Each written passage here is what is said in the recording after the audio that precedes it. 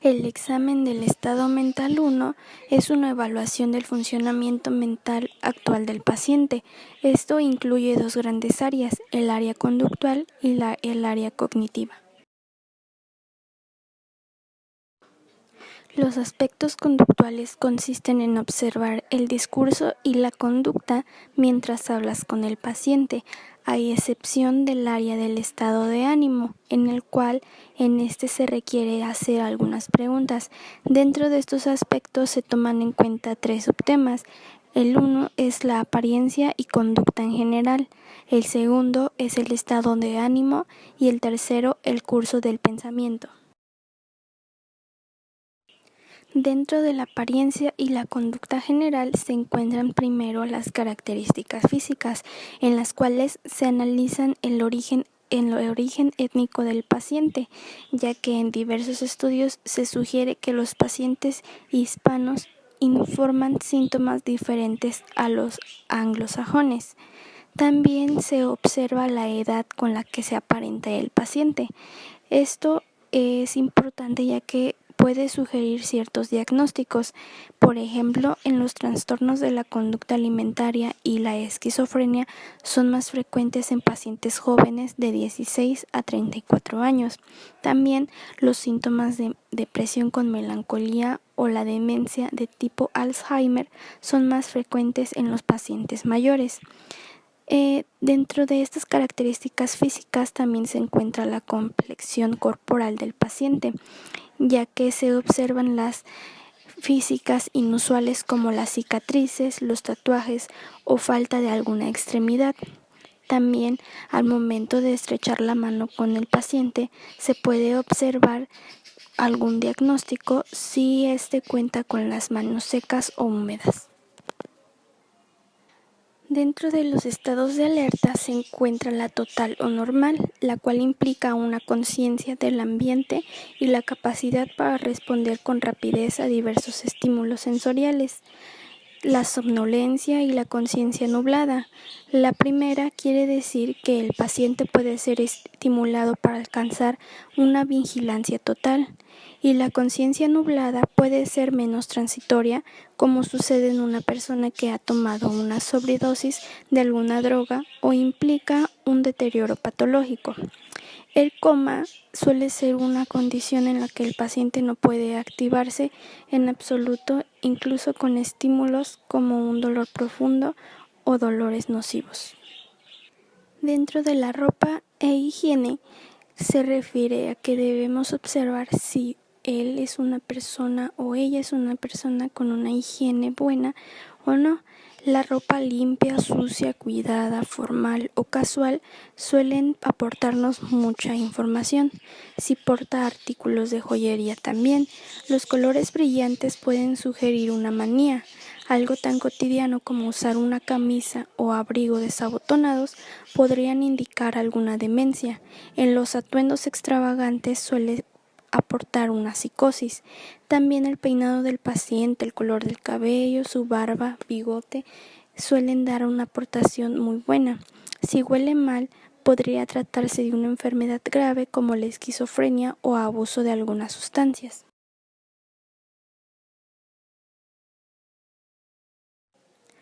La actividad motriz consiste en evaluar la actividad corporal que predomina en el paciente, así como la cantidad de la actividad motriz que ellos presentan. Los movimientos que son excesivos son mucho más comunes en los pacientes en salud mental. Las gesticulaciones suelen expresar sentimientos que ya sean mencionados. Y es importante observar las manos del paciente, ya que con esto suele dar una aportación más fundamental al momento de realizar nuestro diagnóstico. La expresión facial consiste en observar si tiene algún tic en los ojos o, por ejemplo, una expresión fija y sin movimiento puede indicar sensibilidad. La voz, mientras conversa, se debe poner atención al volumen, el tono y la claridad de la voz del paciente, así como el ritmo normal, que sería la prosodia. El acento suele indicarnos el país o la región donde el paciente creció. Es muy importante definir el tono de voz de los pacientes. La actitud hacia el entrevistador suele ser colaboradora, obstruccionista, cordial, hostil, abierto, reservado, participativo o apático. Esto es fundamental definirlo, ya que debemos practicar un mejor rapport al momento de estar con el paciente. Estado de ánimo. Los términos estado de ánimo y afecto tienen varias definiciones. El estado de ánimo se refiere a la manera en que una persona afirma sentirse. El término afecto significa no solo un estado de ánimo declarado, sino la expresión facial, la postura, el contacto visual y el llanto. El estado de ánimo se describe en varias dimensiones, tipo, la habilidad, apropiado o inapropiado e intensidad. ¿Cuál es el tipo de estado de ánimo del paciente? Un estado de ánimo puede ser predominante. Cuando esto no ocurre, normal o regular puede emplearse como una descripción adecuada. El estado de ánimo del paciente puede ser evidente a partir de lo que observas. También puedes inferir muchas cosas a partir del lenguaje corporal del paciente. He aquí algunos indicios no verbales de sus sentimientos: enojo, quijada apretada, puños cerrados, rubor en la cara o cuello, dedos tamborileando, venas del cuello dilatadas y mirada fija, ansiedad, pies bailoteando, torcer los dedos, despreocupación afectada, tristeza, ojos húmedos, hombros caídos, movimientos lentos, vergüenza, escaso contacto visual, rubor y encogimiento de hombros. Algunos pacientes tienen dificultades para describir o incluso reconocer cómo se sienten. Otros parecen no poder hacerlo en lo absoluto. El término alexithymia, que a veces se usa para describir la incapacidad para reconocer o describir los sentimientos propios. La habilidad. Las personas normales a veces muestran dos o más estados de ánimos en un lapso breve de tiempo, pero oscilaciones radicales del estado de ánimo con frecuencia son anormales y deben explorarse en una entrevista en salud mental. Estas oscilaciones del estado de ánimo se denominan la habilidad aumentada del estado de ánimo. Algunos pacientes con trastornos de personalidad pueden mostrar oscilaciones radicales del estado de ánimo del éxtasis al llanto. Todo esto en cuestión de minutos. Estado de ánimo apropiado o inapropiado. Lo apropiado o no del estado de ánimo es tu estimación de que también se ajusta el estado de ánimo del paciente a la situación y el contenido del pensamiento. Tu juicio estará afectado por dos culturas, la tuya y la del paciente, aunque debes estar constantemente atento a esto y otros signos de sentimiento que no se expresan de otro modo.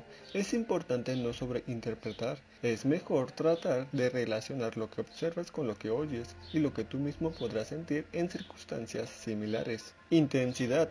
Puedes clasificar la intensidad del estado de ánimo como leve, moderado o grave. También debes observar la reactividad de un estado de ánimo, o sea, si es momentáneo, prolongado o intermedio. Curso del pensamiento. El término curso del pensamiento es un poco incorrecto. Lo que nos interesa es el pensamiento. Suponemos que el discurso que oímos refleja los pensamientos del paciente.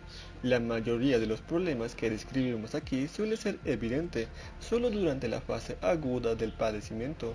Pueden agruparse en dos categorías generales: 1. Defectos de asociación.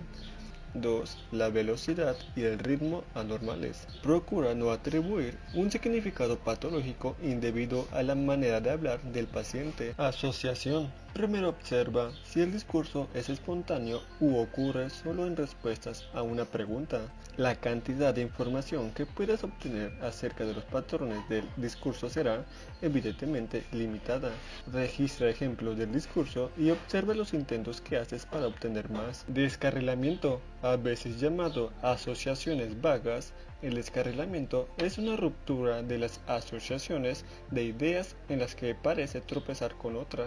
Las dos ideas pueden estar relacionadas de una manera frágil o no tener ninguna relación en lo absoluto, lo que resulta un discurso que parece significar algo para el paciente, pero para ti no. Los pacientes con manía a menudo tienen fugas de ideas asociadas con el apremio por hablar, tangencialidad, es el término que describe una respuesta que parece ajena a la pregunta formulada. Pobreza del discurso. Esta es una reducción notable con respecto de la cantidad normal de discurso espontáneo. El paciente responde brevemente cuando esperas una respuesta más elaborada y a menos que le insistas, puede no decir nada por periodos prolongados. Velocidad y ritmo al hablar. Los pacientes que hablan con rapidez y a menudo de un modo muy extenso muestran lo que se denomina apremio por hablar. El apremio por hablar y la lactancia reducida de la respuesta suelen encontrarse con pacientes con manía, quienes pueden decirte que sus palabras no pueden seguir el ritmo de sus pensamientos. Un paciente con latencia aumentada de la respuesta toma más tiempo de lo normal para responder o hace pausas más largas entre oraciones. Cuando la afirmación se emite finalmente, puede ser breve y pronunciada con una insoportable lentitud. Pueden presentarse otros patrones del habla que suelen no tener relevancia patológica en absoluto, a pesar de que pueden ser muy notables para la escucha. El individuo que lo usa puede no darse cuenta de la frecuencia con lo que lo hace. Examen del estado mental 2. Aspectos cognitivos. Aquí es donde surge la pregunta. ¿Se debe hacer un examen del estado mental formal? Y para contestar esto, es preciso tener en cuenta que los aspectos cognitivos del examen del estado mental tienen gran importancia para la valoración global de cualquier paciente. Y aunque hay quienes piensan que es ofensivo hacer preguntas obvias de rutina a un paciente con un buen funcionamiento, nunca se tendrá la certeza de que el paciente no tiene esas dificultades. Esa es la razón por la que se recomienda realizar un examen del estado mental formal a todos los pacientes, y donde se pueden tomar algunas medidas para reducir la probabilidad de resentimiento por parte del paciente y de vergüenza por parte del profesional. Verbigracia. Empieza explicando lo que piensas hacer y subraya el hecho de que estas preguntas son normales y no se deben a algo que el paciente haya dicho o hecho. Usa la retroalimentación positiva siempre y cuando no faltes a la verdad. Responde de manera atenta a cualquier angustia que estas preguntas puedan causar y si es necesario, haz una pausa y regresa más tarde a cualquier aspecto que haya sido problemático. Y en cualquier caso, es buena idea cumplir con esta parte de la evaluación en la primera entrevista. Y después de tener en cuenta todo esto, es importante conocer el contenido del pensamiento, que es cualquier cosa en el que el hablante se centre en un momento determinado, y es el paciente quien puede mencionar de manera espontánea algunos elementos del contenido del pensamiento, pero en su mayor parte estas anormalidades requieren de preguntas de exploración, evitando juicios instantáneos y tratando de no mostrar sorpresa ante las respuestas que oímos. Y dentro del contenido del pensamiento están los delirios, que son creencias fijas y falsas que la cultura y la educación del paciente no pueden explicar. Es decir, otras personas de la misma cultura deben considerar la creencia o la idea como evidentemente falsa y debe ser inquebrantable a pesar de las evidencias que muestran que está equivocada. Se puede determinar la fuerza de la creencia del paciente preguntando: ¿es posible que este sentimiento se deba a alguna clase de problema emocional o nervioso? Y debe considerarse delirio solo cuando el paciente sostiene una explicación evidentemente falsa, a pesar de que la evidencia indica lo contrario. Los pacientes con delirios con frecuencia se dan cuenta de que otras personas piensan que sus ideas delirantes son extrañas o raras, así que hacen lo posible por ocultar estos delirios. Pero por lo general, una actitud comprensiva, interesada y sin juicios ayuda a relajar lo suficiente la tensión para poder hablar con libertad de estos problemas. Y por el lado de la percepción, tenemos a las alucinaciones, que son percepciones sensoriales falsas que ocurren en la ausencia de un estímulo sensorial relacionado, y que entre los pacientes en salud mental, las alucinaciones auditivas son por mucho las más comunes, y las alucinaciones que ocurren solo cuando un paciente está reviviendo un trauma también sugieren algo distinto a la esquizofrenia, como puede ser el caso de un trastorno de estrés postraumático. Es importante tomar en cuenta también que las alucinaciones deben caracterizarse de acuerdo con su gravedad. Por ejemplo, las alucinaciones auditivas, que pueden localizarse en un continuo, es decir, ruidos vagos, murmullos, palabras comprensibles, frases u oraciones completas.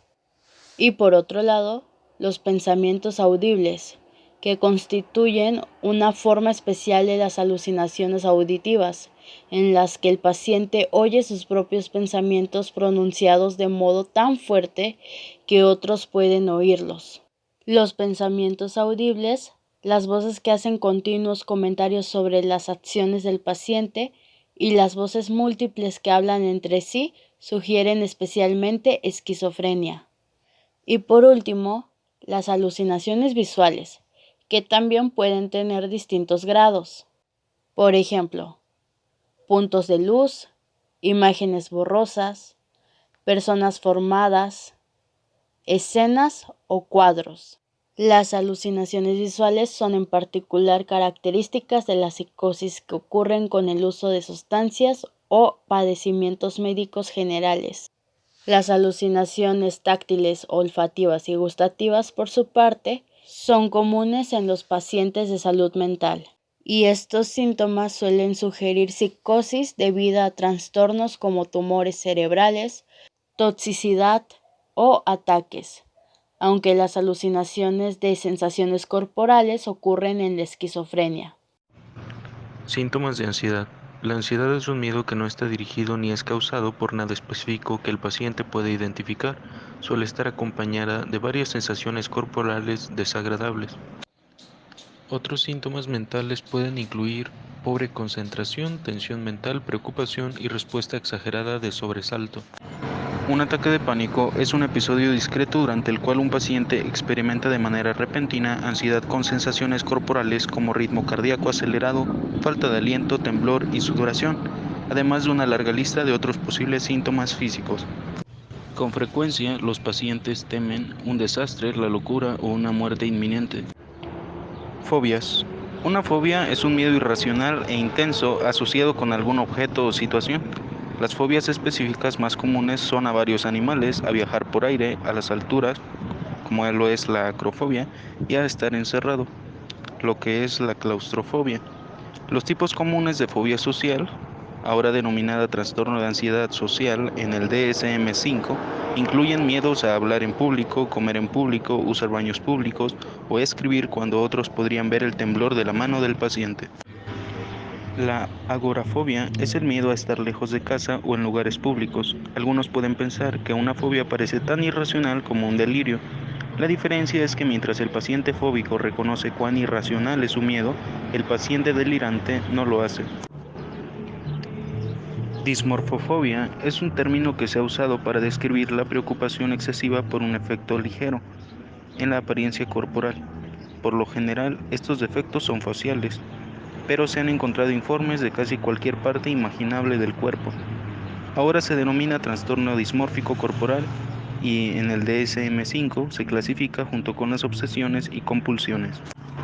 Obsesiones y compulsiones. Una obsesión es una creencia, idea o pensamiento que denomina el contenido del pensamiento del paciente y persiste, a pesar de que el paciente reconoce su irrealidad y puede tratar de resistirse a ella. Las obsesiones a menudo implican suciedad, tiempo o dinero. Las compulsiones son actos que se realizan de manera repetida de un modo que el paciente reconoce como inútil e inapropiado. Con frecuencia se realizan en respuesta a una obsesión. Un aspecto clave de las obsesiones y compulsiones es el hecho de que los pacientes suelen darse cuenta de que estas ideas y conductas no tienen sentido y tratan de resistirse a ellas. Pensamientos violentos. Haya habido o no intentos previos de suicidio o de violencia dirigida contra otros, debes averiguar qué piensa el paciente ahora. El terror a las ideas violentas se mitiga solo con el hecho de que se encuentran con mucha menor frecuencia que las ideas suicidas. Las ideas de homicidio u otros actos violentos presentan una necesidad urgente de acción por parte del entrevistador. Experiencias que pueden ser preocupantes pero que suelen ser normales. Hay algunas experiencias sobre las cuales no tienes que preguntar, o son normales o no tienen importancia diagnóstica. Sin embargo, los pacientes a veces se preocupan por dichas experiencias y hablan de ellas durante las sesiones de entrevista, por lo cual debes estar listo para dar las explicaciones necesarias. Las ilusiones son interpretaciones erróneas de estímulos sensoriales reales. Por lo general son visuales y suelen ocurrir en mayor parte cuando los estímulos visuales son muy débiles. Aunque suelen ser normales, las ilusiones pueden encontrarse en pacientes con demencia o delirio. El déjà vu, en francés ya visto, es la sensación común de que la persona ha experimentado antes una situación o un lugar cuando probablemente no es así. Las ideas sobrevaloradas son creencias que seguimos teniendo a pesar de la falta de pruebas sobre su valor. Al igual que los delirios, por lo general no se puede desafiar mediante argumentos o lógica. A diferencia de los delirios, no es tan obvia su falsedad. La despersonalización es una alteración en la percepción de uno mismo. Las personas suelen experimentarla como una sensación incómoda de estar separadas de su propio cuerpo o mente. Pueden tener una sensación extraña de verse a sí mismas o de estar en un sueño, aunque la introspección quede intacta. Puede preocuparse por volverse locos o perder el control. Atención y concentración. En este punto de la entrevista ya tienes una buena idea de la atención, que definiremos como la capacidad para enfocarse en una tarea o tema actual, y la concentración, que es la capacidad para mantener la atención durante un periodo de tiempo mientras se rechazan otras demandas que entran en competencia con la actual del paciente. La atención reducida se encuentra en pacientes con padecimientos tales como epilepsia y trastornos cognitivos, así como en pacientes con esquizofrenia y trastornos bipolares. Orientación. Para verificar que el paciente se orienta en el espacio, pregunta, ¿en dónde estamos? Si con esto no llegas a ninguna parte, pregunta en qué tipo de lugar están. Respuestas como en una biblioteca o en la zona cero sugieren una patología grave, pero debes tener cuidado de no sobreinterpretar lo que dice un paciente ocurrente o que no desea cooperar. Lenguaje. Se refiere a los medios con los cuales comprendemos y expresamos significados utilizando palabras y símbolos. Las áreas del lenguaje que se suelen evaluar son comprensión, fluidez, denominación, repetición, lectura y escritura. El grado de comprensión del lenguaje debe ser evidente a partir del modo en que el paciente ha respondido en la conversación durante la entrevista. La fluidez del lenguaje también debe ser evidente a partir del uso de vocabulario normal y la prosodia por parte del paciente para producir oraciones de extensión normal. Debes estar alerta si el paciente titubea, masculla, tartamudea o tiene entonaciones poco comunes.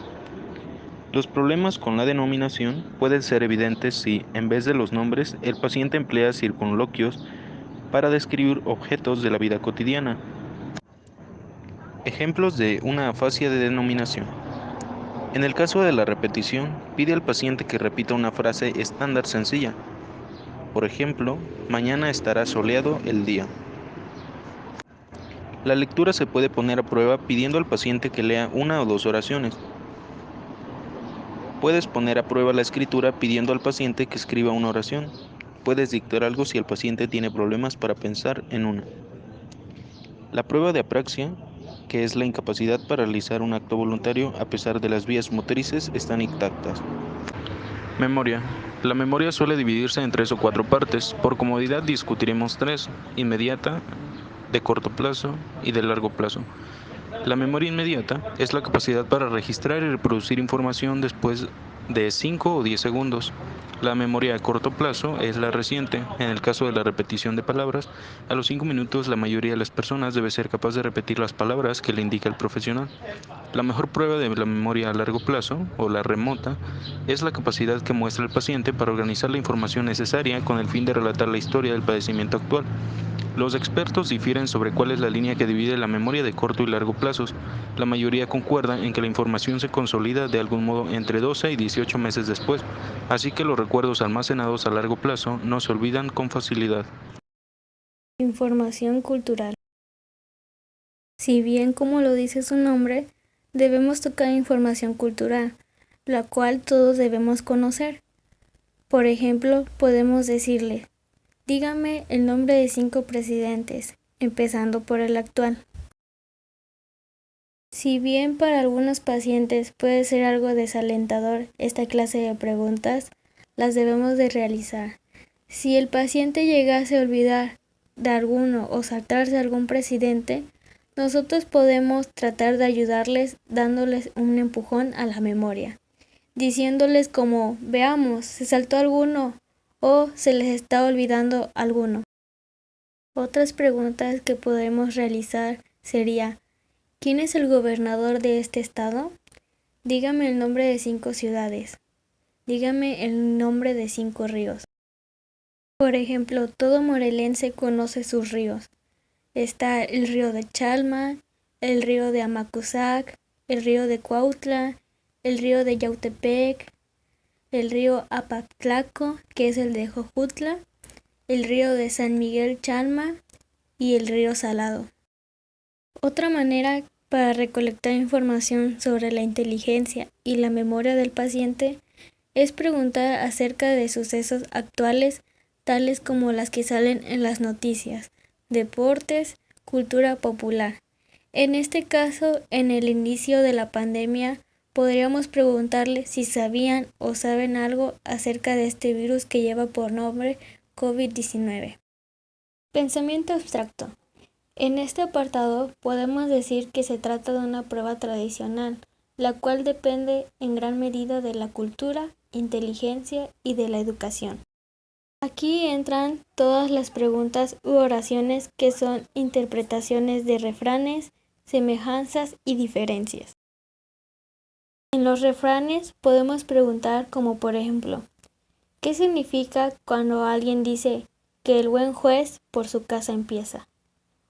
Otro podría ser, ¿puede decirme qué significa la ociosidad es la madre de todos los vicios?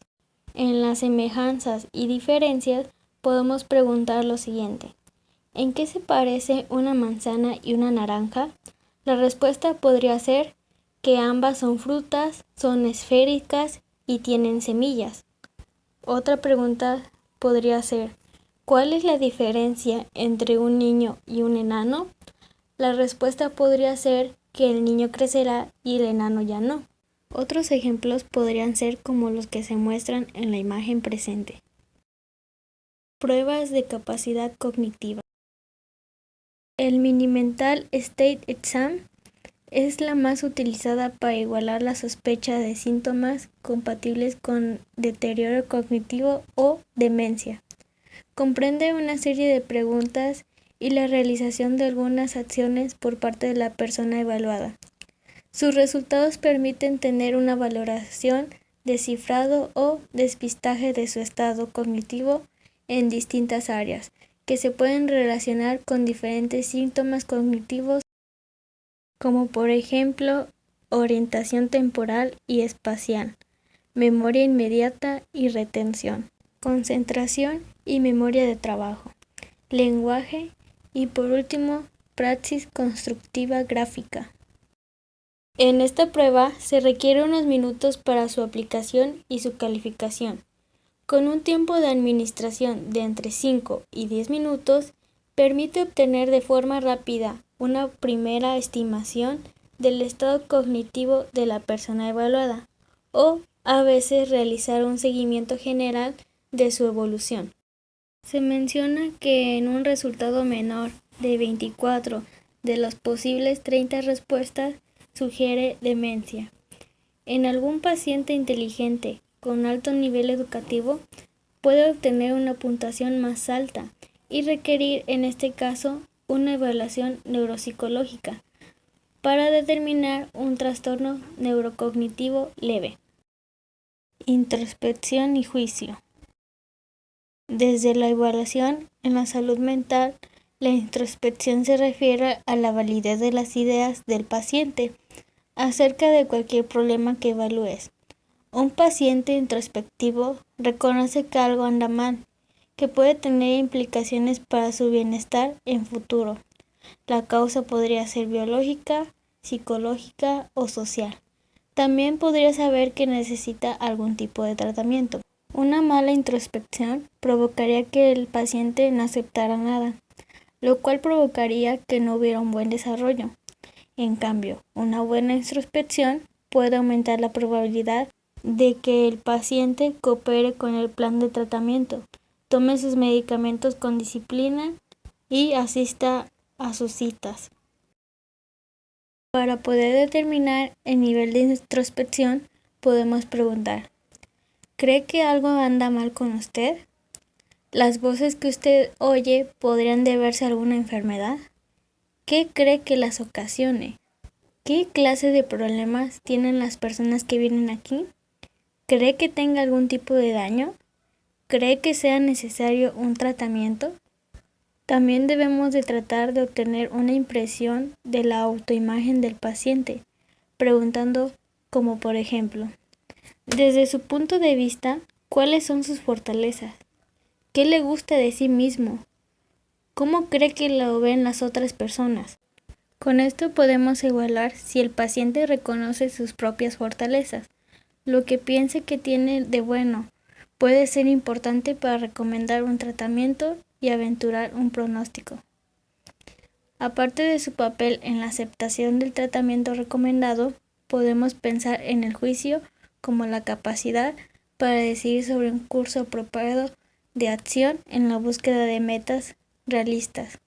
Algunos clínicos aún evalúan el juicio, haciendo preguntas hipotéticas como ¿qué haría usted si se encuentra una carta con los timbres pegados? ¿O qué haría usted si se da cuenta de que hay un incendio en un teatro durante una función? Estas preguntas permiten saber cómo se enfrentaría a situaciones de la vida diaria. Cabe recalcar que es mejor evitar este tipo de preguntas. Lo mejor que podríamos preguntar sería: ¿qué espera del tratamiento? ¿Cuáles son sus planes para el futuro? ¿Cuándo omitir el examen formal del estado mental? La respuesta es un rotundo nunca.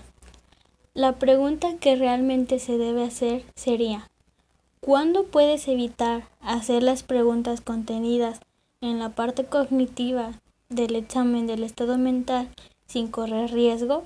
Es decir, las preguntas que hemos citado en gran parte de este capítulo. Se puede admitir cuando el paciente ha proporcionado una historia detallada y bien organizada, como por ejemplo, un paciente te consulta por un problema relativamente no amenazante, como por estrés o dificultades maritales. Relata con claridad una historia coherente y sin vacíos ni inconsistencias. También se puede omitir cuando el paciente ya está agotado. Si el paciente ha sido interrogado recientemente por otros examinadores y está avergonzado o enojado debido a las repetidas preguntas, puedes abreviar el examen. Esto implica en especial a los pacientes que tienen problemas con ciertas pruebas. No podemos omitir ninguna parte del examen del estado mental formal en las siguientes situaciones. En un examen forense. En estos informes pueden ser revisados minuciosamente en un juzgado penal. No podemos dejar piedras sin remover. En situaciones legales, tales como los procesos obligatorios, las evaluaciones de competencia y exámenes ordenados para ciertos procedimientos, tales como la terapia electroconvulsiva, las cuales siempre requieren un informe completo. También en los diagnósticos importantes. Cualquier padecimiento importante, en especial los trastornos psicóticos, los del estado de ánimo, de ansiedad, neurocognitivos y de uso de sustancias, deben investigarse meticulosamente. Eso sería todo por el video de hoy. Muchas gracias por su atención.